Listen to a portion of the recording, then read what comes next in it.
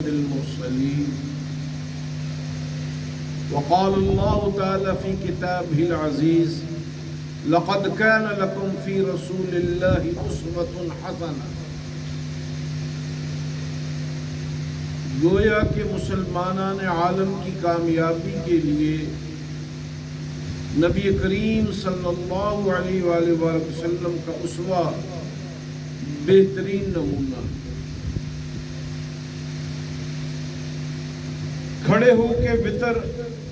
کھڑے ہو کے نوافل پڑھنا یقیناً زیادہ ثواب کا باعث، لیکن حضور نبی کریم علیہ السلام نے عشاء کے وطروں کے بعد کے 2 نفل ہمیشہ بیٹھ کر ادا کیے. اس لیے علماء نے لکھا ہے یہ کھڑے ہو کر بیٹھ کر پڑھنا نبی علیہ السلام کے طریقے پر، آپ کی ادا پر اللہ اس کو زیادہ پسند کرے. لب لباب اور محصل یہ ہے کہ نبی کریم علیہ السلام نے جس جگہ پر سختی اختیار فرمائی وہاں انسان کردار کی سختی کو ظاہر کرے، اور جہاں نرمی اختیار فرمائی وہاں مزاج کی نرمی اختیار کرے. فرمایا الرجال قوامون علی النساء، مرد زندگی کے معاملات چلانے میں عورتوں کو گائیڈنس دینے کے پابند. ایک حدیث پاک میں آتا ہے نبی کریم علیہ السلام فرماتے ہیں اذا كان اموركم الى نسائكم فبطن العرض خير لكم من ظهرها. جب تمہارے معاملات کے فیصلے عورتیں کرنے لگے تو تمہارے لیے زمین کا پیٹ بہتر ہے اس کی پشت سے، یعنی پھر زمین کے اوپر چلنے کی بجائے زمین کے اندر دفن ہو جانا بہتر.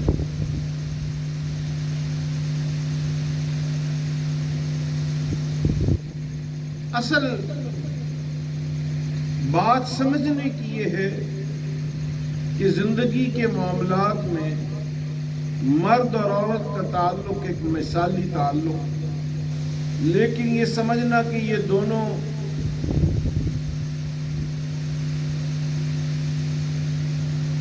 ایک چیز کے 2 برابر پہیے ہیں، سب سے بڑی غلطی اور حماقت. عورت گھر کی بادشاہ ہے، گھر کا حسن ہے، گھر کی ملکہ ہے، اور مرد کی تائید سے اس کو تمام فیصلوں کو گروئے کار لانا، اور مرد کو اپنے فیصلوں کو منوانے اور ان کو حکمت کے ساتھ نافذ کرنے کی شریعت مطہرہ نے تعلیم دی. ان آیات مبارکہ جن کو آج ہم نے سماعت فرمایا، ان تمام آیات مبارکہ کا لب لباب اور محصل یہ ہے کہ مرد رشتہ داریوں کو اہمیت.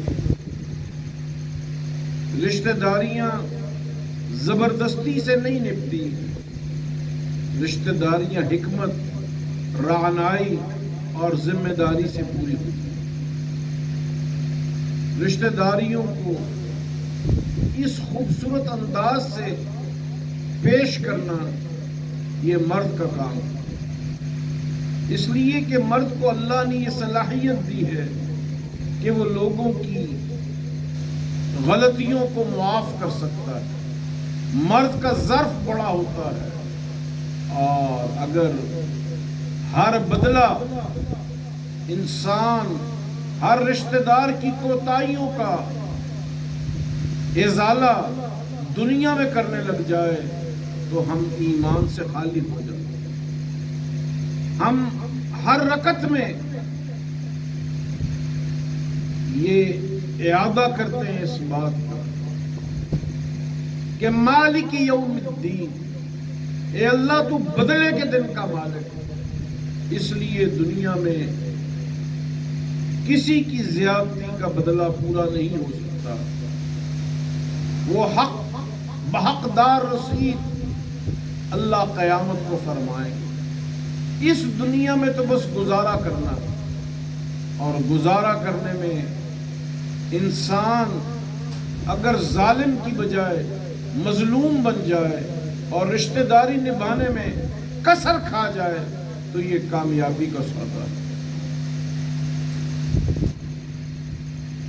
شریعت مطہرہ نے زندگی کا سب سے بڑا آرٹ رشتہ داری نبھانے کا آرٹ فرمایا، اور تمام قرآن الحق سے لے کے والناس تک رشتہ داری رشتہ داری رشتہ داری اور رشتوں کو نبھانے کے اصولوں پر مبنی ہے.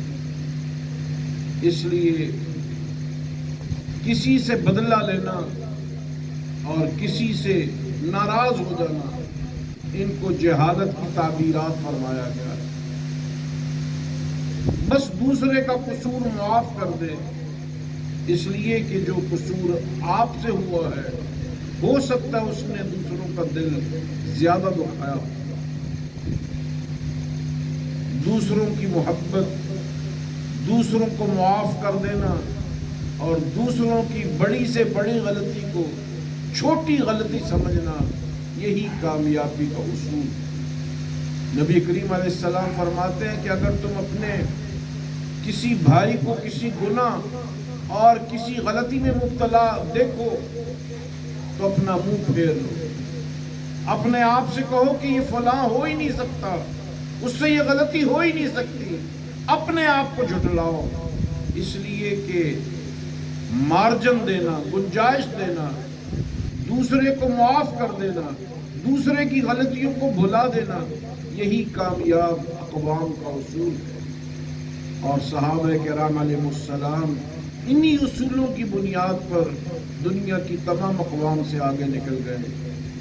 آج سیدنا علی مرتضی رضی اللہ تعالیٰ عنہ کا دنیا میں تشریف لانے کا دن ہے. اہل بیت اطہار، اللہ نے امام علی مقام امام حسن، امام علی مقام امام حسین رضی اللہ تعالیٰ عنہ اور سیدنا علی شیر خدا رضی اللہ تعالیٰ عنہما کو اسی رمضان میں دنیا میں تشریف لانے کی سعادت سے بہرور فرمایا. اللہ پاک ہمیں نبی کریم علیہ السلام کے اہل خانہ کی تابعداری کی اور ان کی عظمت کو آنکھوں میں بسانے کی اور ان کا ادب کرنے کی توفیق نصیب فرمائے. ربنا ولا تحملنا ما لا طاقة لنا به واعف عنا واغفر لنا وارحمنا انت مولانا فانصرنا على القوم الكافرین.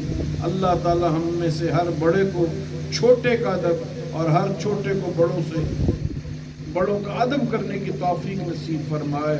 ہر بڑے کو چھوٹے سے شفقت کی توقیر عطا فرمائے.